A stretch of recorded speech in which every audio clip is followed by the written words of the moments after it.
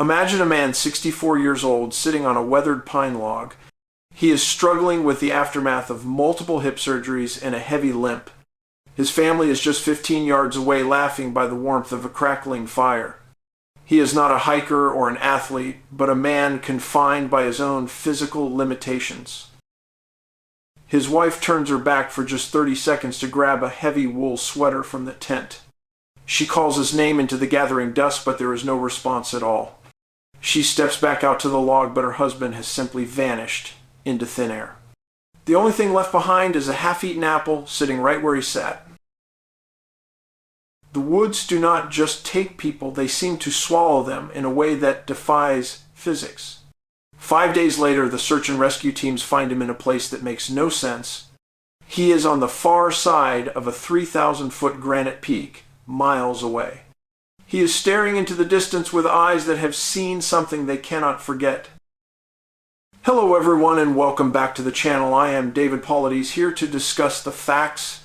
For over a decade I have tracked the disappearances that the National Park Service refuses to explain.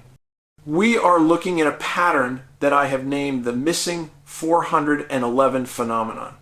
It is a dark puzzle where the pieces simply do not fit together.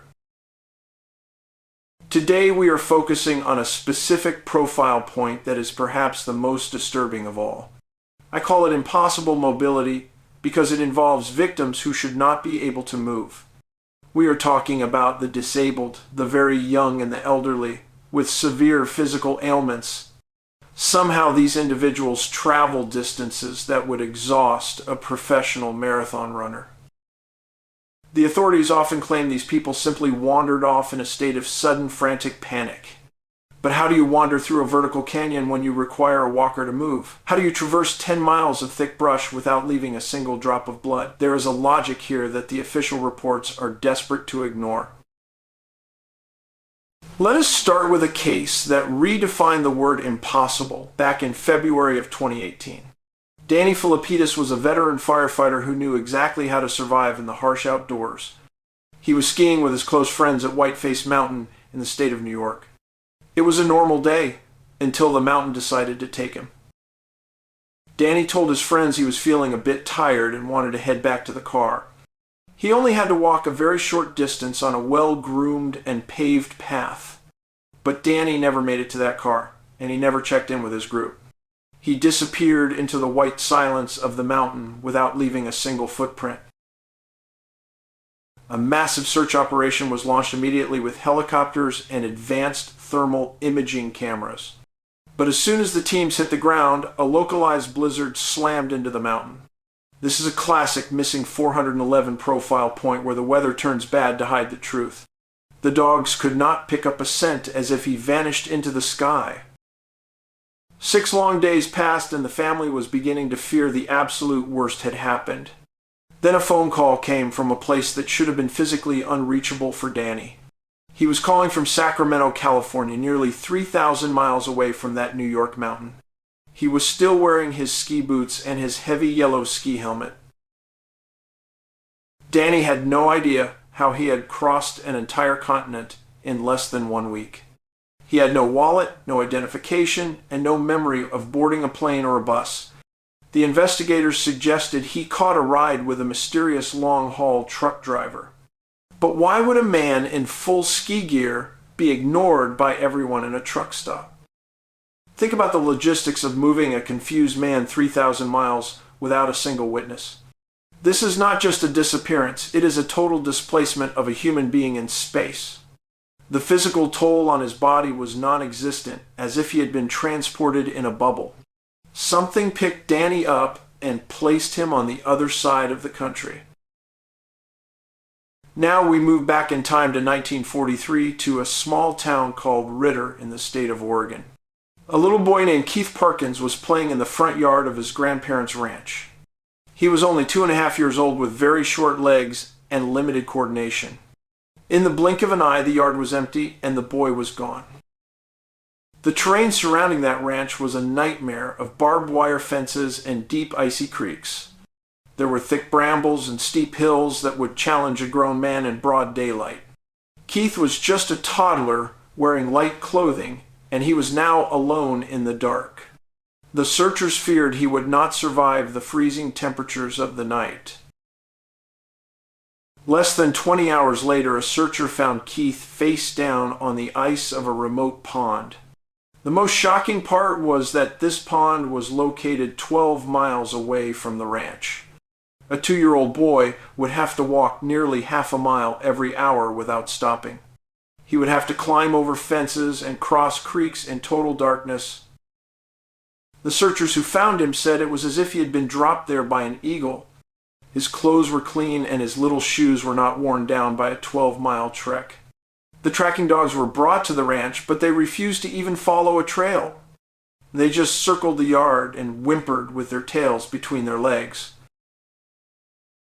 How does a toddler navigate 12 miles of wilderness and emerge without a single scratch on him? If he had walked, he would have been covered in mud and torn by the thorns, but he was pristine, as if he had been carried through the air by something silent. This is the definition of impossible mobility that we see time and time again. When you look at these two cases side by side, a terrifying pattern begins to emerge. We have people moving through space and time in ways that defy our understanding of biology. In both cases, the dogs failed and the victims ended up in places they could not reach. There is a hidden force at work in our forests that we are not being told about. I want to talk about the silence that many witnesses describe right before a disappearance. They call it the Oz effect, where the sounds of the birds and the wind just stop. It is a dead silence that feels heavy and oppressive, as if the air itself has changed. It is in this silence that people with limited mobility simply slip away. There are many theories about what is happening, but we must look at the physical evidence. The victims are often found with their clothing put on backwards or missing their shoes entirely. In the middle of a winter storm, they are found without the very gear they need to survive. It is as if they were being studied or handled by something non-human. Many hunters have come to me with stories of seeing something they cannot describe. They speak of a shimmering effect in the trees, like light hitting a piece of broken glass. It moves with a strange fluidity and seems to be perfectly camouflaged against the forest floor. They feel a sense of intense dread, as if they are being watched by a predator.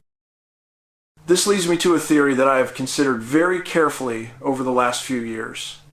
We may be dealing with invisible entities that inhabit the remote corners of our wildlands.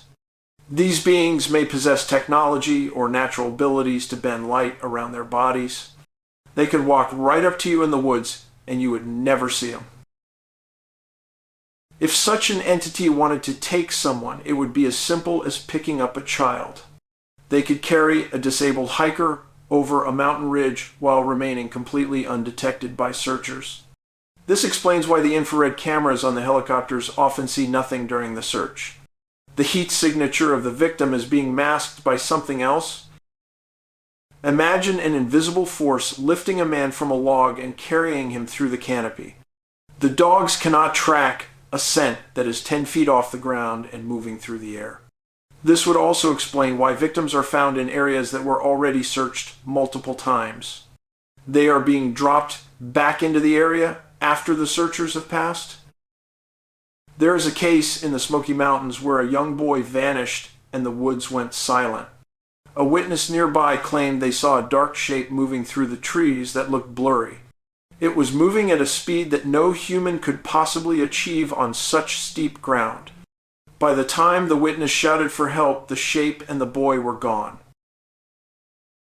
These entities do not seem to care about the physical barriers that stop us humans.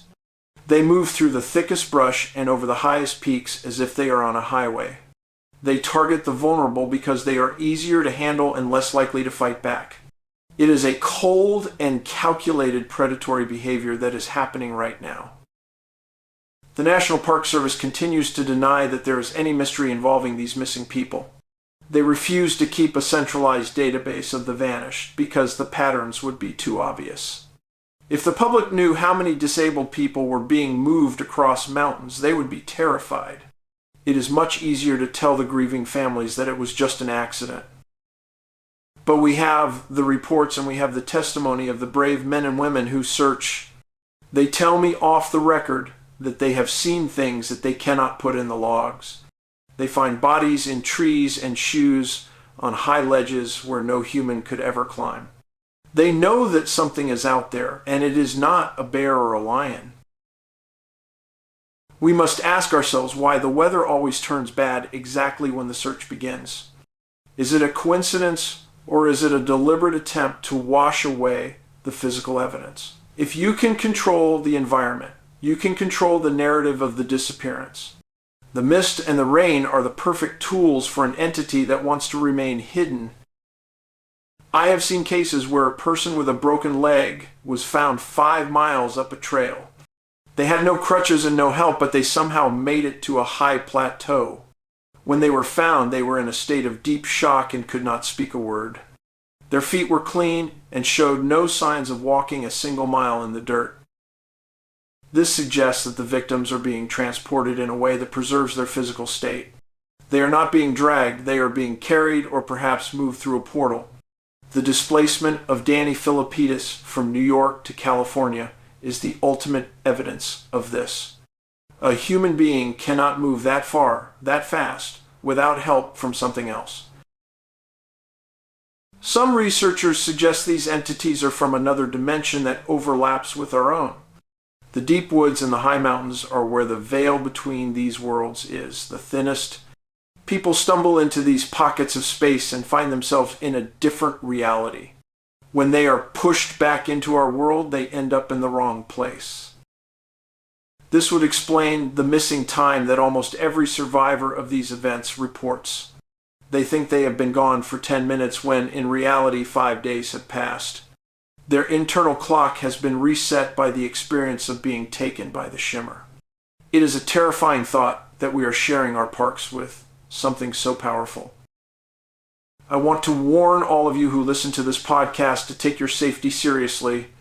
The wilderness is not a playground. It is a vast and unpredictable frontier that we do not own. If you have a family member with a disability, you must never leave them alone. Not for 30 seconds, and not even if you think the area is safe. Always carry a personal locator beacon that can send a signal directly to a satellite. These devices are the only thing that seems to provide a chance of a quick recovery. But even then, there are cases where the beacon was found turned off or damaged. Whatever is taking people seems to understand our technology better than we do ourselves. I will continue to dig through the archives and find the cases that the government wants to hide. Every story I tell is a tribute to a person who was lost to the unknown. We owe it to the families to keep searching for the truth, no matter how strange it gets. The facts are there for anyone who is willing to look at them clearly. The Disabled Hiker Mystery is just one chapter in a much larger and darker book. It challenges everything we know about human movement and the physical world we live in. We are looking at a predator that is invisible and a terrain that is a trap. Stay vigilant and stay aware of the silence when you are out there. I want to thank the researchers and the whistleblowers who send me these files every single day. Without your courage, we would all be in the dark about what is happening in the woods. We are building a community of people who refuse to be lied to anymore. The truth is out there, even if it is shimmering in the trees. Please share this video and help us spread the word about the missing 411 phenomena. The more people who know the patterns, the more lives we can potentially save in the future. Don't let the impossible mobility claim another victim because someone wasn't paying attention. We have to be the ones to look out for each other in the wild. I am David Paulides, and I am just stating the facts as they have been reported. I will be back soon with more cases and more analysis of the unexplained disappearances. Until then, watch the weather and listen for the silence in the deep woods. Take care of yourselves and stay safe out there in the great wide open.